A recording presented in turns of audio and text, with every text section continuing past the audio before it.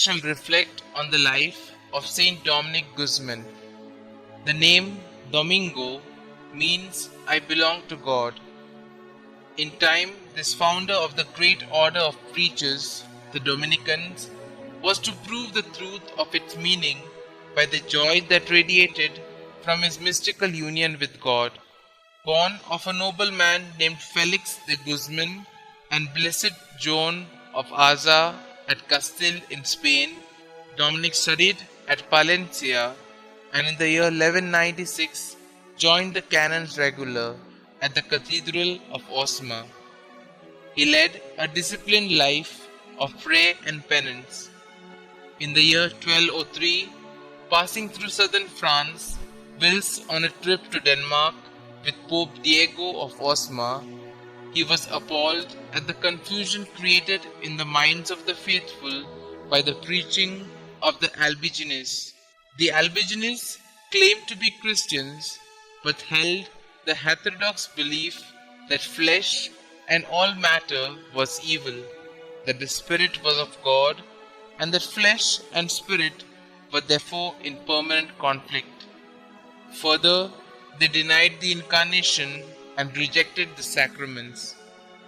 Pope Innocent III launched a crusade to preach against the heresy, but the failure of the mission of the papal legates and the preachers in Languedoc in 1206, arriving as they did with much show of pomp, convinced Dominic and his bishops that the heretics could be won over only by austerity that equaled their own.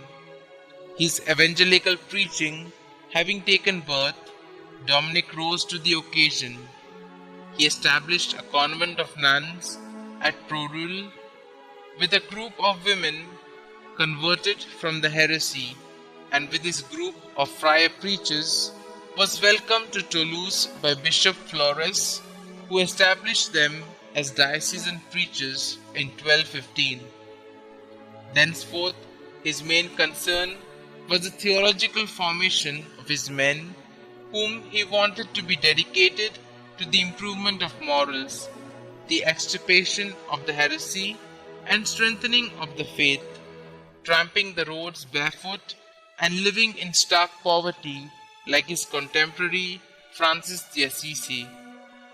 Liturgy and contemplation were directed to the apostolate by Dominic, his ideal being to pass on the fruits of contemplation. As a result, subsequent to the lengthened sermons he preached before Innocent III and his court, he was appointed papal theologian, an office ever since held by a Dominican priest. The church initially looked askance at the idea of anyone but consecrated clergy preaching the faith. However, the evident success of the friars eventually prompted Pope Honorius III to say, when granting the order his formal approval in 1216, that we pray and beseech you to preach the gospel in season and out of season. By the time of his death at Bologna in Italy on the 6th of August 1221, his friars had spread across Italy, France, England, Scandinavia, Poland, and the Holy Land besides Spain, and Dominic is said to have converted some 100,000 unbelievers. What won him both souls and followers was obviously his personal charm, his obsession with truth, an acute sense of duty tempered by a tender love for the soul of the sinner. His miracles, which even included the raising of a dead man to life, were a testimony to his holiness. Dominic was canonized on the 3rd of July 1234 by his friend Pope Gregory IX.